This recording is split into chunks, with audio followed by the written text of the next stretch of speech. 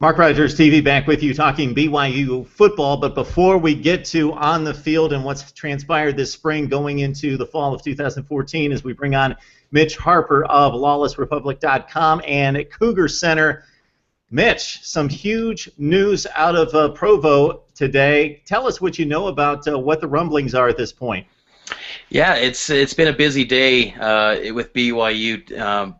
They have a situation where they reported themselves to the NCAA due to improper benefits. Now, this is a situation that involves, it's kind of centered around a former football employee, director of football operations, Dwayne Busby, part of the program for 18 years over the Lavelle Edwards, Gary Crowton, and Bronco Mendenhall era.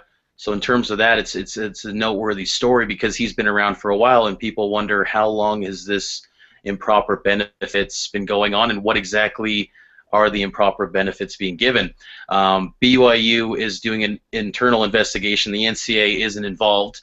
Will they be involved? That's not known at this time, but it's definitely a different type of story that BYU is not used to, because BYU, of course, is the only AP national champion in 1984 to never have any sort of sanctions in their program. They've been very proud of that. I mean, BYU, of course, is a program that they will, with the honor code, they'll make decisions that might not, people would go, what are you doing? Brandon Davies, of course, in basketball during the Jimmer Fredette season.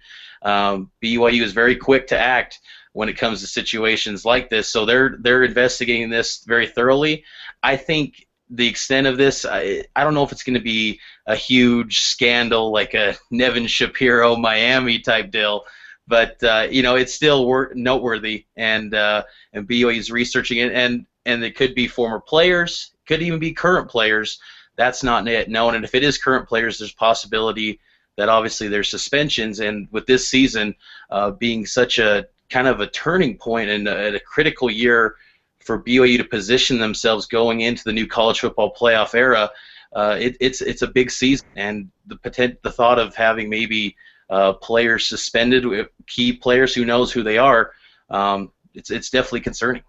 And as you allude to, Mitch, nothing should surprise us at this point in college football with everything that happens from year to year, but at the same time, BYU, not just for academic reasons, but for very unique reasons to BYU, Notre Dame, and just a few powerhouse football programs out there, meaning spiritual and religious reasons. We do not expect this kind of behavior and conduct and scandal to go on at a school like BYU.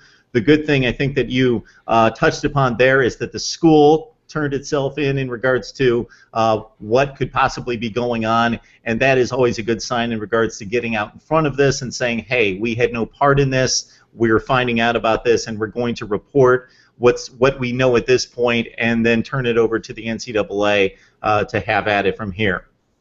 Yeah, absolutely. I mean, it's like I said, it's very unique for BYU because they're not familiar with handling this sort of situation. But yeah, they're definitely getting out in front of it, being very thorough with the investigation, and I think from all indications, it sounds like the NCAA is talking with BYU, and BYU is going to be very transparent about the whole situation and comply with the NCAA, so this doesn't boil up to something bigger than it needs to be. Because I think that's the situation too, that people look at and say, how does this one guy, director of football operations, that has a direct link with the head coach and the program, how is he doing this? What is he doing? And did anyone else know? Did head coaches, did athletic directors, did they know? By all indication, doesn't sound like that was the case, because when Dwayne Busby retired, as what it sounded like back in March, Bronco Mendenhall was very sad and sorry to see him go. So I don't imagine that there was a situation where Mendenhall or people higher ups knew about this. This might have been just one man's doing, and when they finally got word of it, they acted and forced him to resign. Okay, Mitch, let's talk some football. How about it? Let's do it. Let's get a more positive note. 100 days till BYU football, so we got to get ready. Exactly, and as I talk to people all across the nation, man, the off season is just so long in college football. We just grasp onto anything because we just want to see college football. So we've got about 3.5 months to make it through to see the Cougars on the field. 8-5 in 2013, of course. Anytime you talk about a team that can really rush the football, and I think one of the staggering stats for me last season was seeing the rushing yardage put on Texas in the first half in particular when the Cougars just ran all over the Longhorns. And we know that the troubles Texas football's had in recent years, but still, we're talking about Texas football players recruited by the Longhorns, 4- and 5-star recruits just getting trampled in that game. So that brings us to the quarterback position.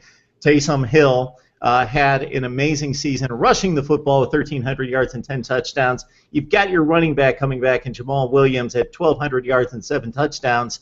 But a lot of people don't look at the offensive line, and that's what makes it all happen. Your thoughts about running the football? Can you do it as successfully as you did it last year? What's the situation up front? Yeah, I mean, BYU offensive line has been the biggest question mark the past few seasons, and it's been the position that many have felt has held BYU back from being the potent offense that they envision being.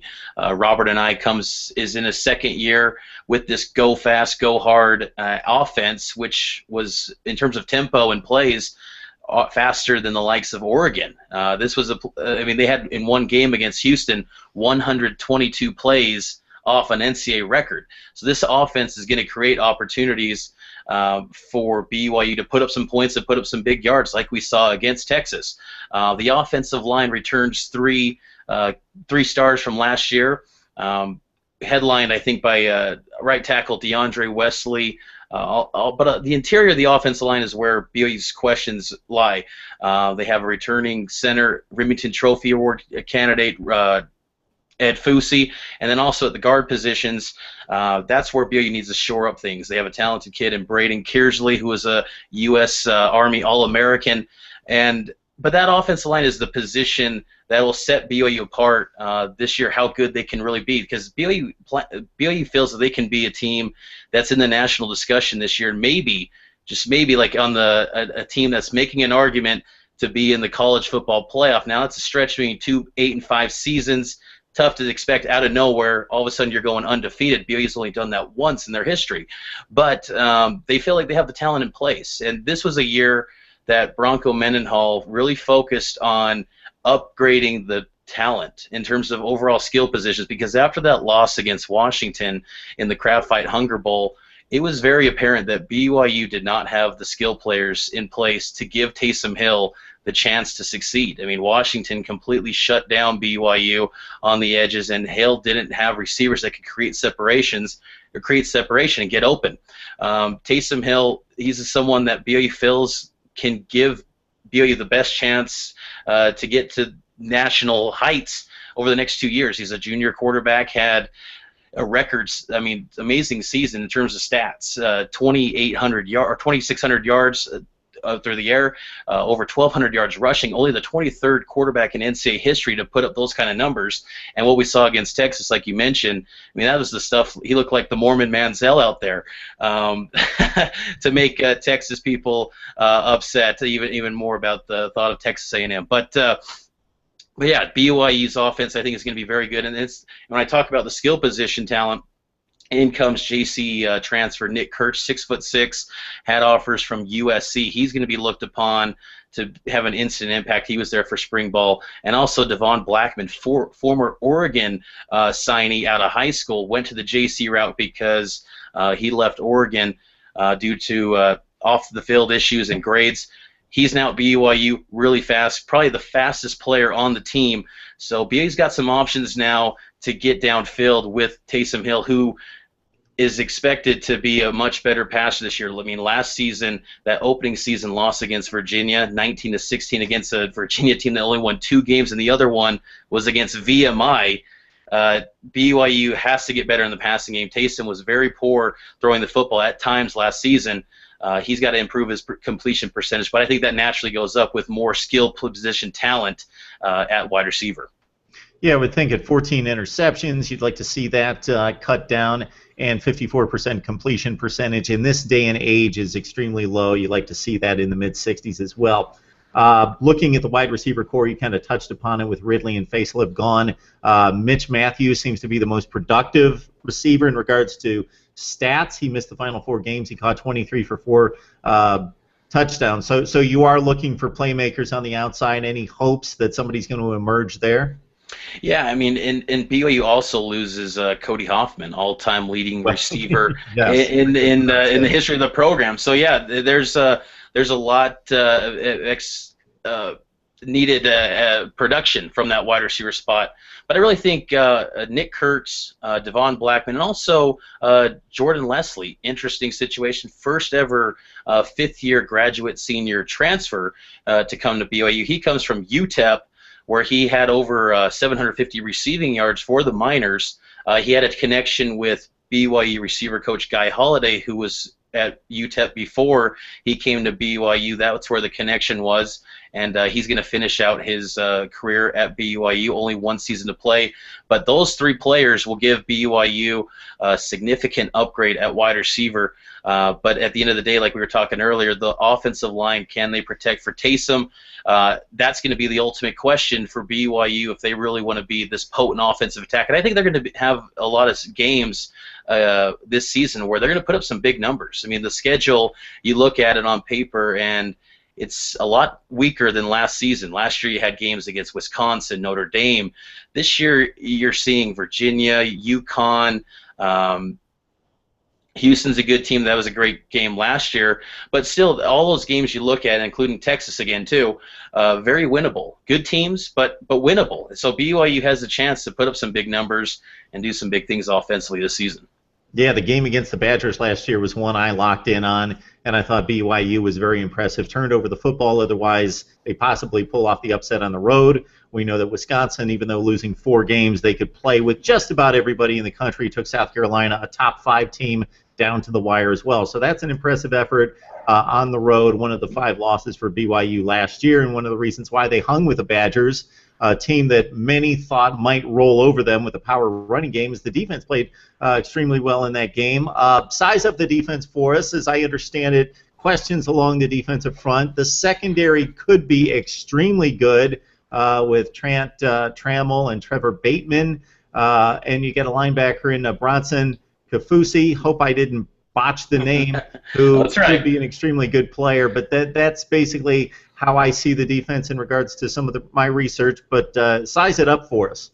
Yeah, so the defense the last 2 years has been one of the top 25 defenses in the country in total defense. So Bronco Mendenhall has really zeroed in and built a defensive identity at BYU. And it's crazy to think, people probably nationally look at BYU and always think throwing the football offense, but this team's foundation the last 2 years, and since Mendenhall took over as defensive coordinator back in 2010 again, after they fired Jaime Hill, it's been a defensive football team. And this year they got to replace some very notable players. Obviously, Kyle Van Noy, he was a top 40 NFL draft pick to the Lions. He did it all in every sense of the word. He recorded a statistic in every defensive category in 2 of his seasons at BYU. I mean, whenever you needed a big play, Kyle Van Noy always delivered. So who's going to be that guy that comes in this year and fills that void? Now, I think you mentioned him, Bronson Kafusi. He switches from defensive end to outside linebacker, 6'8". You're not your prototypical outside linebacker, but BYU feels that he can be like BYU's version of DeMarcus Ware out there, kind of put his hands in the dirt, also play at standing up outside linebacker. He's dropped 10 pounds, so he's expected to be a lot faster, working on his speed, and they expect him to be a guy that's going to get to the backfield and get some big plays like Van Noy did, and he's someone too that many feel around the program that he could be a future NFL draft pick with his size and versatility. He has a basketball background. He played for BYU basketball for a season 2 years ago, so a very athletic kid. But the front seven in general, the linebacking core, a lot of pieces need to be replaced. Spencer Hadley also gone, and Uwani Ungu, who had an NFL draft combine invite. They're all gone. Replacing them is guys that haven't had much experience at the D1 level, but BYU feels very confident in.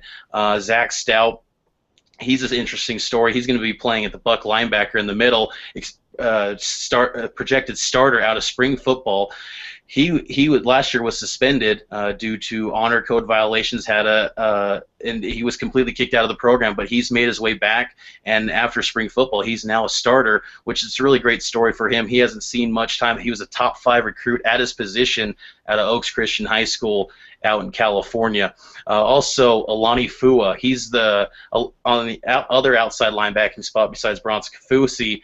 Very thin kid. He's only like 2'10", 6'3", but very fast. Probably one of the fastest players on the defensive side of the football, and another guy that many feel if he could maybe bulk up, he could possibly see NFL in the future. The defensive line has some question marks. They feel comfortable that they will get the job done, but I don't feel there's that pass rusher that you had last 2 years ago. Obviously, BYU had Ziggy Ansah, who was a pass rushing phenomenon, just came out of nowhere as a former walk-on and set the world on fire for BYU, and he led rookies last year in the NFL in sacks. Who's going to be that pass rusher in the defense line? I don't think they have that, but I feel if they can just get us adequate enough push, I think the linebackers and the secondary are going to be good enough to cover up some of their flaws. And the secondary arguably could be the best BYU has ever had in the Bronco Mendenhall era. This is Bronco's, of course, 10th season as the head coach at BYU. And cornerbacks, you mentioned Trent Trammell. Trevor Bateman's an interesting story, but starting besides Trent Trammell, I would expect is Jordan Johnson. He was expected to be a starter last year, but he blew out his ACL in fall camp. He comes back, and those two are going to be a very nice tandem in the secondary, both of which were expected to be starters last year, but they each had season-ending injuries before the season even started.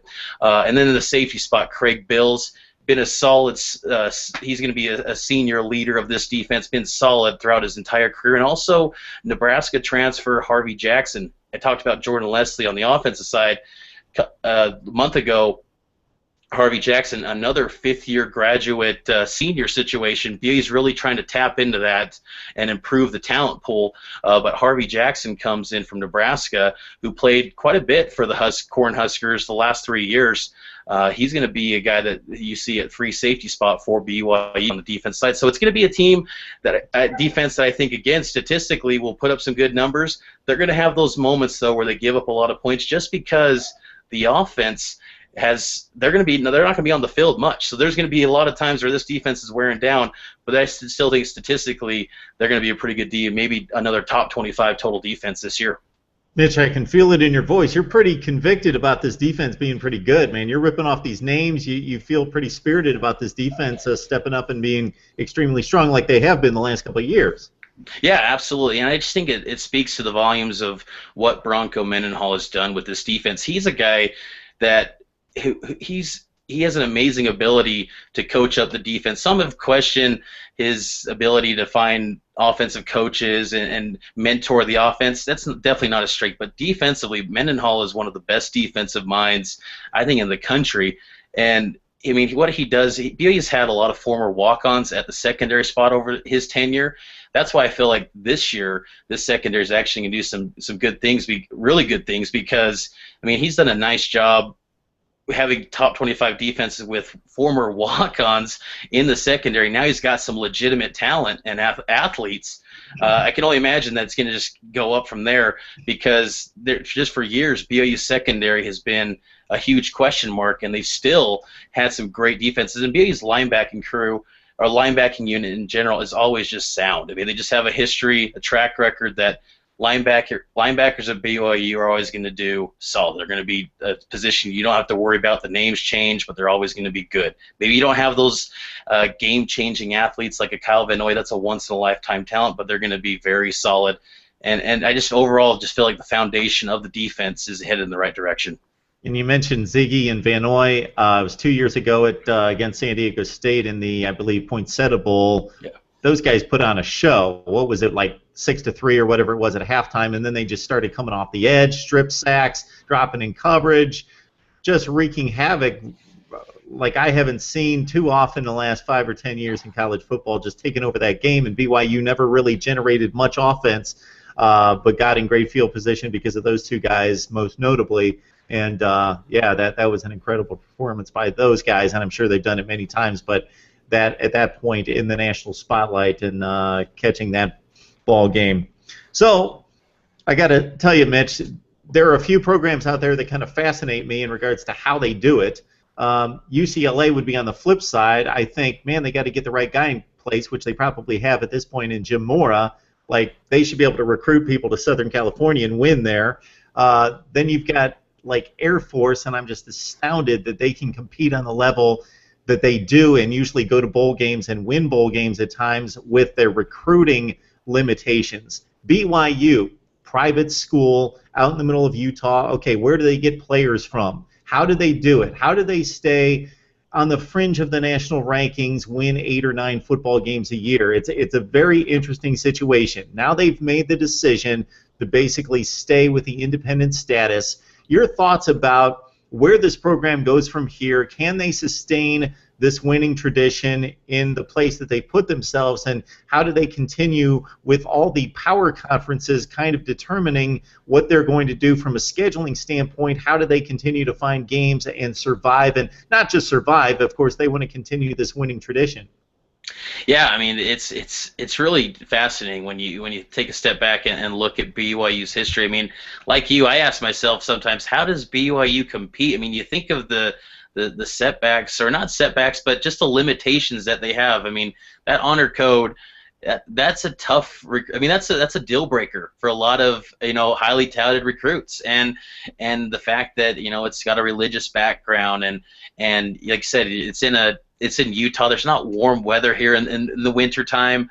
Yeah, it's tough to picture how this program over the last 40 years has been fifth most wins in college football over the last 40 years. It's really remarkable. This has been a program over the last 4 decades since Lavelle Edwards took over in '72. BYU has been a perennial top 25 team. Now, the last decade or so, it's been off and on. There are moments where they've flirted with national success. Think back to 2009 and 2006, 2007. BYU, though, the future of this program, it's a very interesting topic, because BYU, when they went independent and they declared independence in 2010, it was unthinkable. I mean, how can a program in this day and age where conferences are so important, how can you go independent? BYU, definitely not your typical program like we were talking here. I mean, this is a program known for being the most hated program in college football, according to Sports Illustrated back in the 90s. And BYU has prided himself kind of being that lone wolf, that program that does things completely different. That's why, obviously, the story we were talking about earlier was kind of shocking to the program, because they're just not used to that. They're used to doing things the clear-cut, clean way. And BYU going independent fits the mission of this program, because it goes beyond just football. It's about the church, the LDS church as well. So they really like that. They like using football as a vehicle to promote more than just the game, the LDS church as well. But now, with this new college football playoff era, it's tough to imagine independence holding up, especially when you see Notre Dame. I mean, Notre Dame kind of left independence for the ACC. Yeah, they're still independents by their title, but they're basically an ACC member. They got 5 games a year, and they had to get the ACC as a partnership to have access to the Orange Bowl. 2 out of the next 12 years, they can go to the Orange Bowl with that ACC tie, and so they weren't going to have access. And if Notre Dame's not having access and they have to succumb to a conference, at what point does BYU have to? Now, do they have the ability to get into a Power 5 conference? It's going to be tough, because BYU comes with, as many would think, as baggage with their religious background. A lot of schools are afraid of that. They don't want to deal with a private institution that doesn't release their budgets and their funding. And that was the reason why BYU didn't go to the Pac-10 when they had membership extended to them in '85. Cal and Stanford voted them down for religious reasons, and them being a private institution. The Big 12 is BYU's only hope in terms of the Power 5. Do I think it's going to happen in the near future? I don't think so.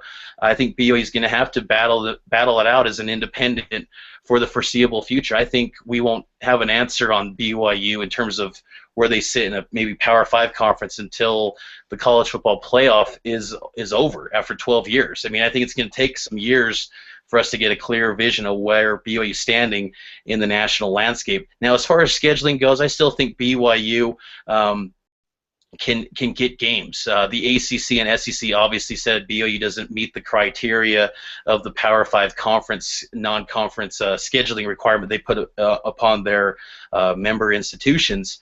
But I think BYU will still find a way to get games. The problem is that BYU's games are all going to have to probably be on the road. It's going to be very tough for BYU to get games into Provo. You don't want to be a team that's dealing with only 5 home games on a slate. You want to have a balanced schedule and a lot of home games too.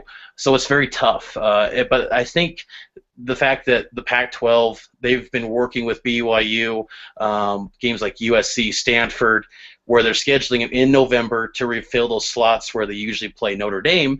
BYU's now filling those slots down the road. It's years from now, like 2020. I don't even know if it's still going to be around at that time, but they're there. And BYU, I think, will still find enough games to fill out a quality schedule that can say, hey, we went 11-1, we went 12-0.